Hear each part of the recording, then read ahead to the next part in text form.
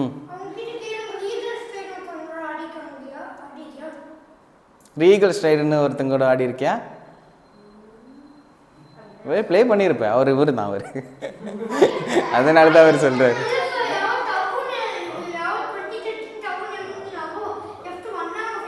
Okay சரி சரி okay ரெடியா? 20 seconds ட்ரைனிங்னு ஒன்று இருக்குது, அது தெரியும்ல எல்லாருக்கும். புக்கு படிச்சுட்டு இருக்கேன். அந்த புக்கில் என்னென்னா, அந்த புக்கோட பேர் வந்து அட்டாமிக் ஹேபிட்ஸ். ஒரு சின்ன சின்ன ஹேபிட்டை நம்ம சேஞ்ச் பண்ணும்போது கண்டிப்பாக ஒன் டே நமக்கு ஒரு பெரிய ஒரு அட்வான்டேஜ் அதிலிருந்து கிடைக்குங்கிறதுக்காக தான், அதை ப்ராக்டிஸ் பண்ணுறதுக்காக தான் இது. ஸோ நான் சொல்லும்போது உங்களோட ஐஸ் க்ளோஸ் பண்ணணும். ஸ்டார்ட் 3 2 1 ஸ்டார்ட் சொல்லுவேன். நீங்கள் உங்களோட க்ளோஸ் பண்ணி காமாக எந்த சவுண்டுமே இருந்தாலுமே அது உங்கள் காதில் கேட்க தான் செய்யும். But you should count, concentrate on count. 20 seconds உங்களோட கவுண்டிங்கில் வரும்போது ஓப்பன், அது வரும்போது இங்கே என்ன காமிக்குதோ அதை நீங்கள் நோட் பண்ணணும். சமர நோட் இருக்கா? இல்லைன்னா மைண்டில் வச்சுக்கணும். நான் முடிச்சுட்டேன்னு சொல்லவே கூடாதுப்பா யாரும். இது இந்த தப்பு எல்லாருமே சொல்கிறாங்க. சார் 20 முடிச்சுட்டேன், நீங்கள் 20 நீங்கள் முடிப்பீங்க, ஆனால் மற்றவங்க முடிக்கணும்ல, அதனால அதை டிஸ்டர்ப் பண்ணக்கூடாது. You just open your eyes and you note it. ரெடியா? ரெடி? சித்து இந்த பக்கம் பார்த்தாதாப்பா உங்களுக்கு டிவி தெரியும். திரும்ப. ஓகே சமரன் புரிஞ்சுதுல்ல? என்ன பண்ணணும்? 20 seconds. Okay, close your eyes. 3 2 1 start.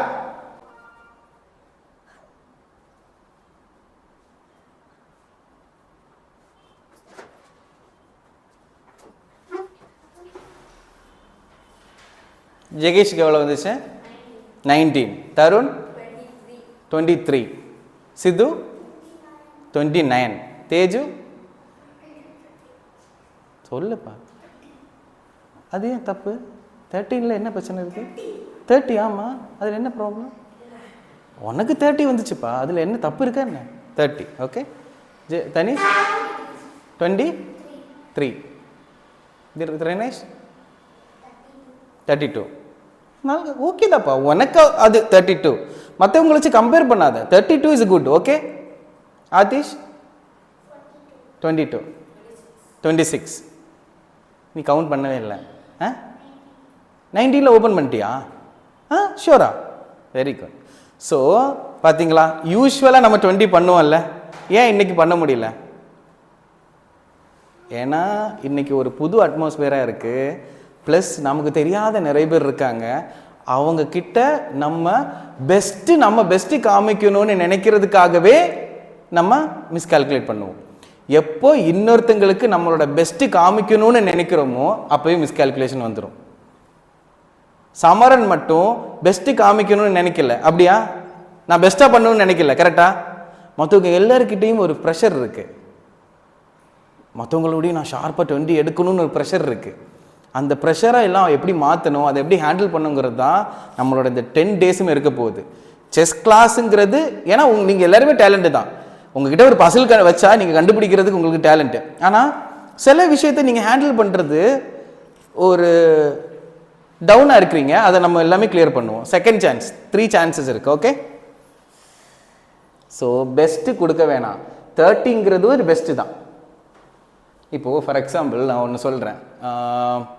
புதுசாக நம்ம ஒரு இடத்துக்கு போகிறோம். ஃபார் எக்ஸாம்பிள் ஜிம்முன்னு வச்சுப்போம். ஜிம்மு எல்லாருக்கும் தெரியும்ல. ஜிம்மு எதுக்கு போவோம்?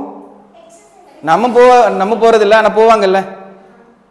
ஸோ ஃபஸ்ட்டு நம்ம தனியாக போகிறதுக்கு பயப்படுவோம் எல்லாருமே.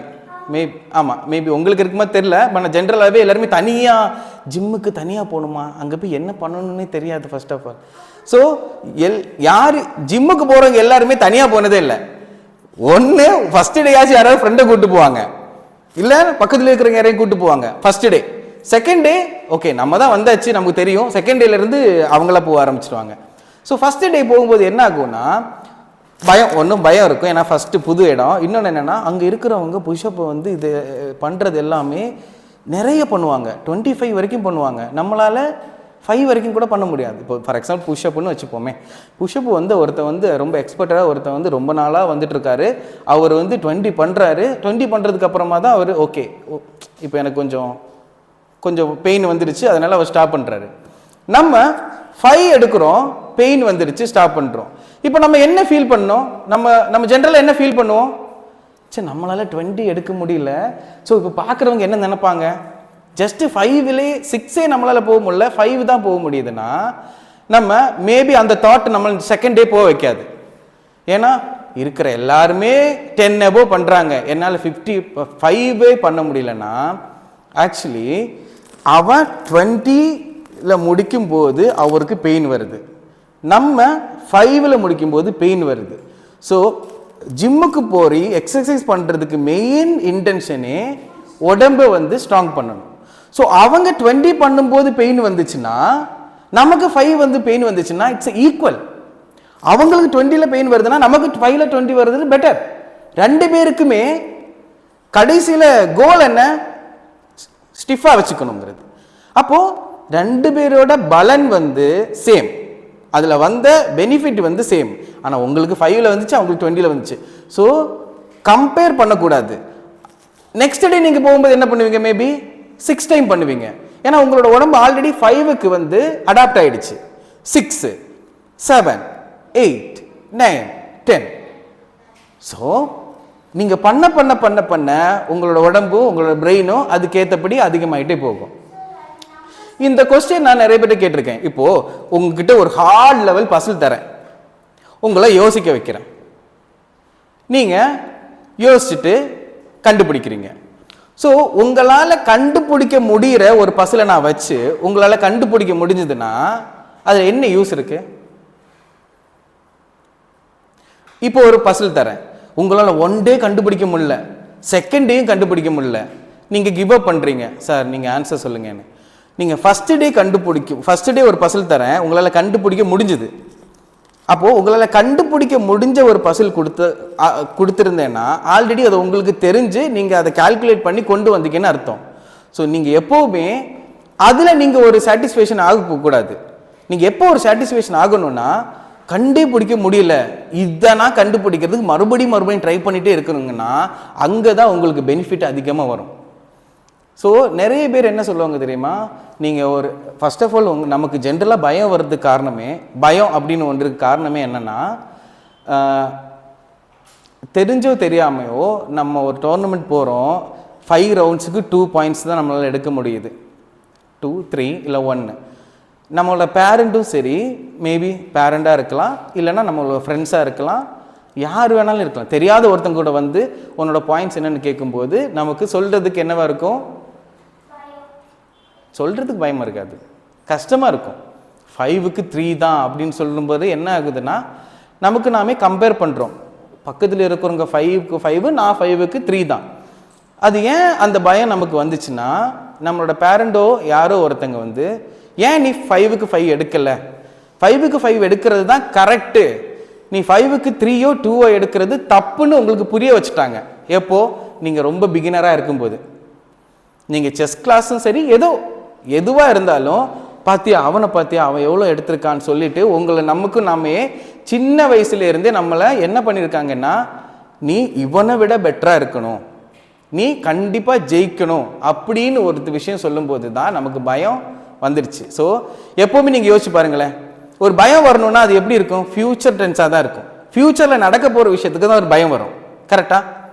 இன்றைக்கி நம்ம இந்த எக்ஸாம் போகிறோம், அது ஜெயிக்கணுங்கிறது தான் பயம். ஆனால் அது ஜெயிச்சாலும் சரி தோத்தாலும் சரி அதுக்கப்புறம் பயம் இருக்கா? இல்லை. அந்த பயம் எங்கே போச்சு? இல்லை.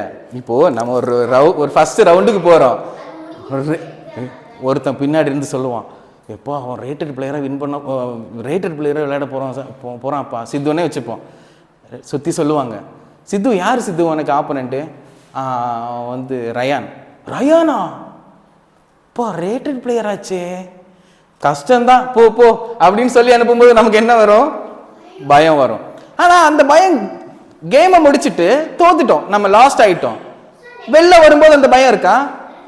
அடுத்து என்ன ஆகும்? அடுத்த பயம், அடுத்த ஆப்போனண்ட்டுக்கிட்ட அந்த அடுத்த பயம் போகும். ஸோ பயங்கிறது ஒரு விஷயத்தை நம்ம பிலீவ் பண்ணுவோம், இது நமக்கு கிடைக்குமா கிடைக்காதா. ஸோ பயத்தை நீங்கள் எப்படி ஹேண்டில் பண்ணணும்னா, இப்போ ஒரு கூடை தரேன், அந்த கூடையில் பாம்பு இருக்கு, அந்த பாம்பில் கையை விடுவீங்களா? கையை கொண்டு போவீங்களா? போக மாட்டீங்க. பாம்பு இருக்கு, கண்டிப்பாக அது கடிச்சிடும்.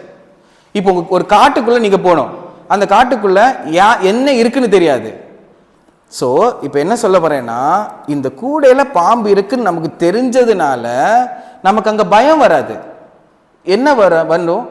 கையை வைக்கக்கூடாது, கையை உள்ள வைக்கக்கூடாதுங்கிறத நமக்கு தெரிய வரும், அவ்வளோதான். பயம் அங்கே இருக்காது. யாராவது என்ன சொல்லுவாங்க, இதுக்குள்ளே கை வச்சுப்பாரு, ஏய் அங்கே தான் பாம்பு இருக்கு, நான் வைக்க மாட்டேன்னு நமக்கு பயம் வராது.